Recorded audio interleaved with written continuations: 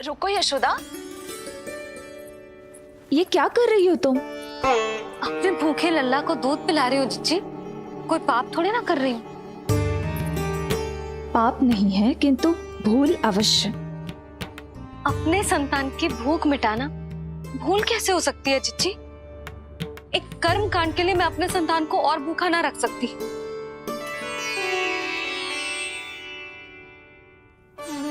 आपको तो पता है मैंने इस क्षण के लिए कितनी प्रतीक्षा की है, कितना तरसी हूं मैं।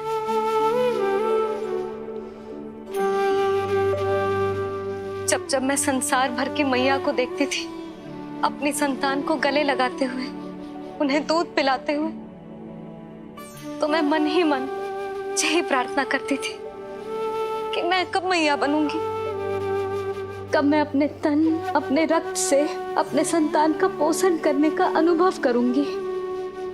और आज जब ये अनुभव करने का अवसर आयो है, मेरा लल्ला सामने है, भूखो है, तो तुम मुझे रोक रही हो जीजी? यशोदा, प्रतीक्षा के वो दिन बीत गए। अब तुम मैया हो और ये मैया अपने संतान का हित चाहती है ना?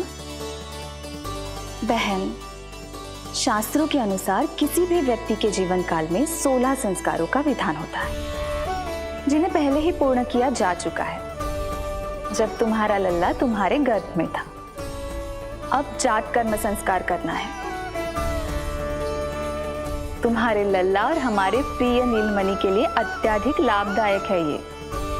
किसी भी कार्य को करना अवश्य होता है, किंतु उसे सही ढंग से करना उससे भी अधिक महत्वपूर्ण। तुमने इतने वर्षों तक प्रतीक्षा की है, अब क्या अपने लल्ला के भविष्य के लिए कुछ देर और प्रतीक्षा नहीं कर सकती? मैंने सदानंद जी को सूचना भिजवा दी थी। वो संस्कार पूर्ण कराने के लिए शास्त्री जी को बुलाने उनके घर गए हैं। शीघ्र ही आ जाएंगे ना वो? बस आते ही होंगे। मैया, मैं भूखा तो हूँ पर प्रतीक्षा कर सकता हूँ। अब और प्रतीक्षा नहीं करनी पड़ेगी। बाहर उपनंद जी ने भी तो सारी तैयारियां करवा दी है। गोकुलवासी भी तो हमारे लल्ला के दर्शन के लिए उमड़ पड़े हैं। मैं बाहर जाकर सबसे मिलता हूँ। मैं भी मेरे पुत्र को देख कर आती हूँ।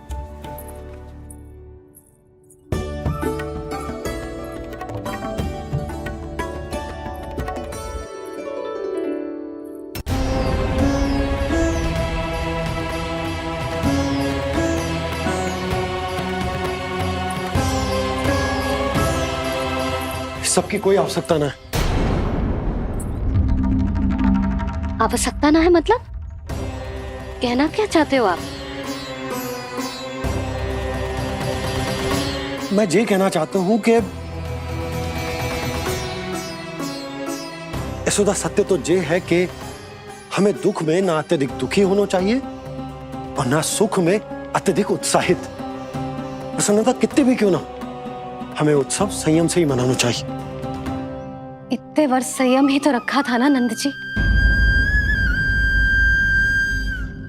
ये समय संयम का ना आनंद से बावले हो जाने का है। यशोदा, हम आयोजन छोटा ही करेंगे। मैं कुछ सोच समझ कर ही तो कह रहा हूँ। पर क्यों? मुझे भी तो समझाओ। हर बात समझाने की ना होती है यशोदा। अच्छा, पति पत्नी में भेद हो तो है? ठीक, मैं कोई भेद ना रखूं। जो भी अब तक मैंने तुम्हें ना बताया है वो सब बताऊं। ओहो, क्या कर रहे हो बाबा? कंस के बारे में कुछ बता मत देना मैया को। वो मंगला है ना, उसने आज शाम को ही बछड़ा दियो और भाद्रपद का मास लगभग बीतने को ही है, तो धीरे धीरे शरद ऋतु आ जाएगी, दूध की हानि भी कम हो जाएगी। हा? और वो सरजू है ना, उसको बैद जी ने पूरे पखवाड़े का विश्राम के लिए कहा है। क्यों? क्योंकि वो ठाट से गिर गए थे और गिरते समय उसे भीतरी चोट लग गई थी। अरे बस बस बस, ये सब मुझे क्यों बता रहे हो? इसका नामकरण से क्या संबंध? तुम्ही ने तो कही ना कि पति पत्नी के बीच में कोई भेद ना होता।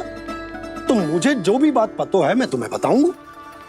कितनी समझदारी से बात बदल देते हो आप, और भोली भाली मैं आपकी बातों में आ जाती हूँ। और इस सब में असली बात तो रह ही जाती है। किंतु आज बात मेरे लल्ला की है। उत्सव तो विशाल ही होगा और इस बारे में कछु और ना सुनूंगी मैं। आप लल्ला का ध्यान रखो, मैं जा रही हूँ रोहिणी जीजी के पास। यशोदा,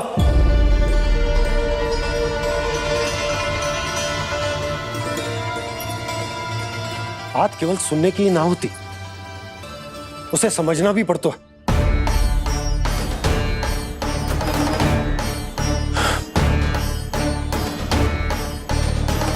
विश्वास है ना मुझ पर?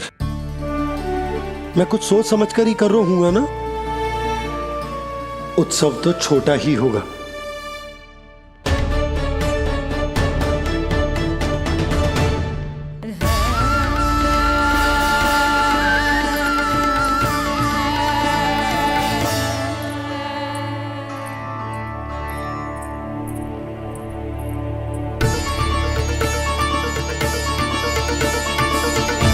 क्षमा करना लल्ला, तेरी मैया को डांटना पड़ गया। आपको मेरी सुरक्षा की चिंता है बाबा, समझता हूँ मैं, इसलिए आपने ये निर्णय लिया है। समझ में नहीं आता, कब कौन सा निर्णय क्यों लेते हैं आप? यदि कंस को समझना इतना आसान होता तो कंस नहीं होता। ये नया सिंहासन उसके लिए है जो मेरा विश्वास पात्र बनेगा। मेरे दाहिने हाथ की तरह मेरे मन के सबसे निकट होगा वो। मंत्री परिषद में विशेष स्थान की प्राप्ति होगी। मेरे बाद पूरे राज्य के लिए उसी का वचन होगा। सारी तैयारी हो गई। बोलो। आप गुरुदेव को बुला लो, मैं रोहिणी जीजी और बालकों को ले आती हूँ। यशोदा, तुम रुष्ट तो ना हो ना मुझसे? मैं भला रुष्ट क्यों होने लगी? नहीं, तुम जो उत्सव बड़े धूमधाम से करना चाहती थी और बहुत प्रसन्न हूं मैं कि हमारे लल्ला का नामकरण स्वयं ऋषि गर्ग पूरे विधि विधान से कर रहे हैं।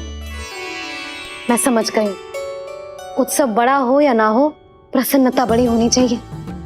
अरे मैं तो इतनी उत्साहित हूँ कि दोनों भाइयों का नामकरण आज के शुभ मुहूर्त पे हो रहे हैं। तो इससे पहले जो बीत जाए, जाओ। आप ही बुला लो।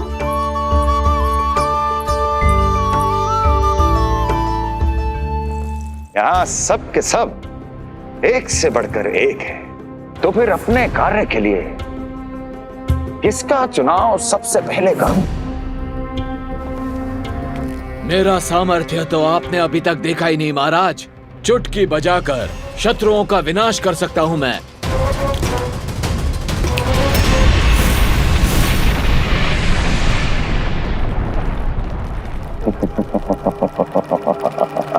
वाह! किंतु आपने तो बताया ही नहीं कि करना क्या है। वध करना है, एक नवजात बालक का वध। उसे साधारण बालक मत समझना। गोकुल में नंद के घर पल रहा वो बालक विष्णु का अवतार है।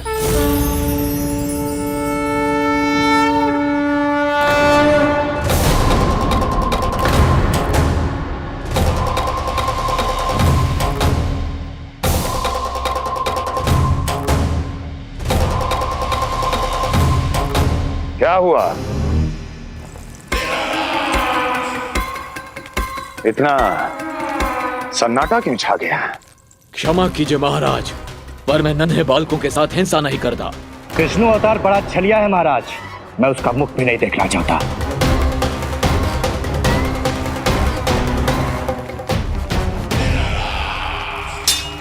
गाने दो इन्हें। वैसे भी इस सिंहासन के लिए मुझे कायरों की कोई आवश्यकता नहीं। जाने दो।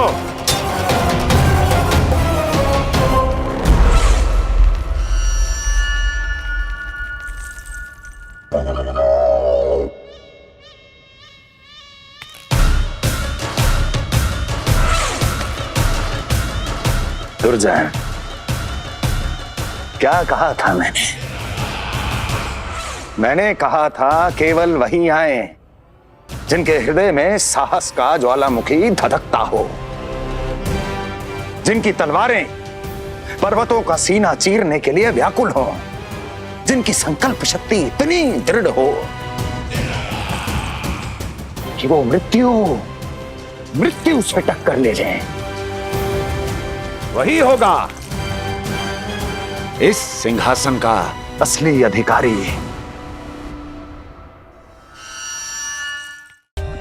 For more updates, subscribe to our channel, click the show links and enjoy watching the videos.